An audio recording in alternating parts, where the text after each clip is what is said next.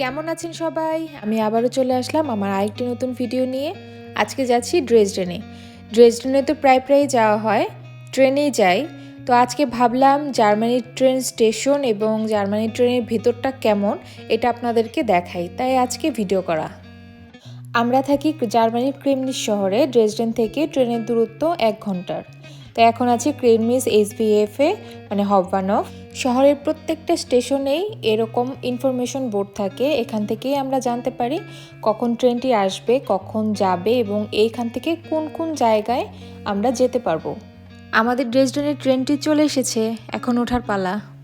আমরা সবাই ট্রেনের দরজার সামনে দাঁড়িয়ে আছি ট্রেনে ওঠার জন্য, কিন্তু কোনো তাড়াহুড়ো নেই। সবাই সুশৃঙ্খলভাবে নামবে আগে, তারপরে আমরা উঠতে পারবো।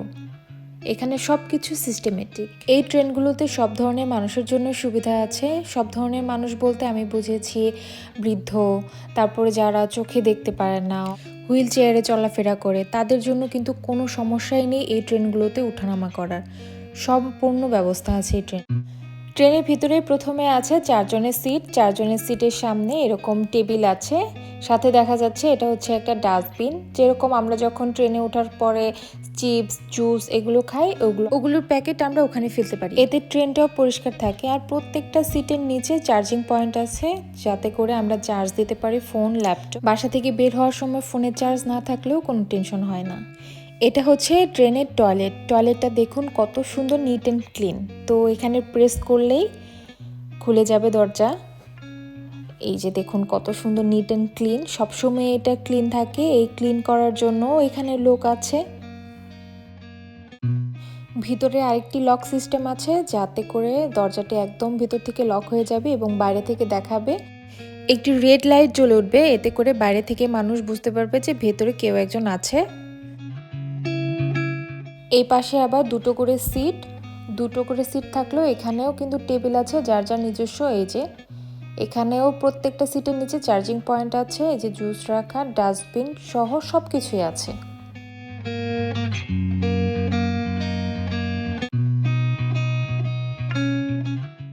এরকম প্রত্যেকটা সিটের উপরে এমন হ্যাঙ্গার আছে। হ্যাঙ্গারে আমরা আমাদের জ্যাকেট, ব্যাগ এগুলো ঝুলিয়ে রাখতে পারি।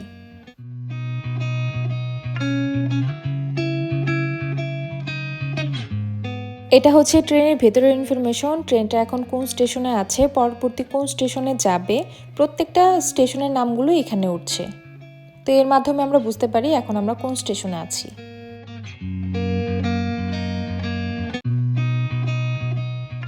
ট্রেনের গ্লাসগুলো কিন্তু খোলা যায় না। এখানে দেখছেন একটি লাল ডট চিহ্ন। তো আর পাশে আছে একটু হাতেরুর মতন কিছু একটা।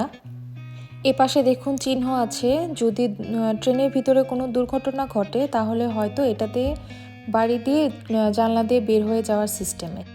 এটা সম্পূর্ণ সেফটি ইস্যুর জন্যই ভিতরে রাখা হয়েছে। এই যে দেখুন লাল ডট চিহ্ন। আর এ পাশেও আরেকটি চিহ্ন আছে, এই যে ইমার্জেন্সি ওপেনিং নামে একটা কিছু লেখা আছে।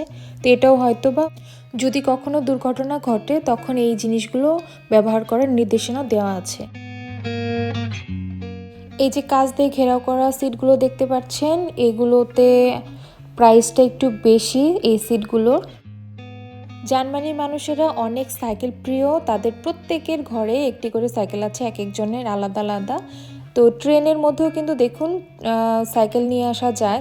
এই দেশের রাস্তাগুলোতে সাইকেল চালানোর জন্য আলাদা করে রুট তৈরি করা আছে। ছুটির দিনগুলোতে আমি যেটা দেখি, যদি একটা ফ্যামিলিতে 4 জন মেম্বার থাকে, যেরকম বাবা মা তাদের 2 জন সন্তান, তো ওই 2 জন সন্তানেরও কিন্তু সাইকেল আছে, বাবা মারও সাইকেল আছে, সবাই মিলে সাইকেল চালায় ওই দিন। সাইকেল দিয়েই তারা ঘুরে চলে আসে অনেক দূর থেকে। ট্রেনের ভিতরটাও দেখেছেন কি সুন্দর, নিট অ্যান্ড ক্লিন, খুবই পরিষ্কার।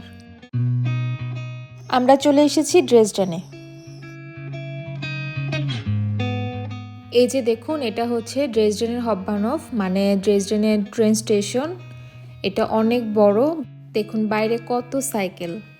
জার্মানিতে বাংলাদেশি টাকায় 20,000 টাকা থেকে শুরু করে 4-5 লাখ টাকারও সাইকেল আছে। এর মধ্যে ইলেকট্রিক সাইকেলগুলোর দাম একটু বেশি। প্রত্যেকটা বাসায় প্রত্যেক জনের কাছে একটি করে সাইকেল আছে।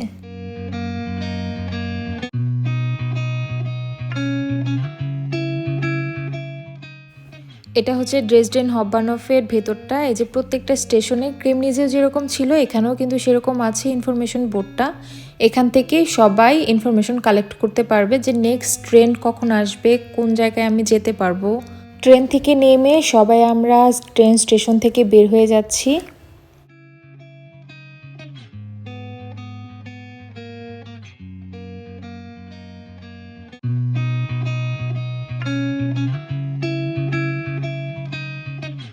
সিঁড়ি দিয়ে নিচে নামলাম। নিচে এসেও এখানে একটি ইনফরমেশন বোর্ড আছে, এখান থেকেও সবাই জানতে পারবে কখন কোন ট্রেন কখন কোন স্টেশনে আসবে, কোথায় যেতে হবে, সব ইনফরমেশন এখানেই আছে।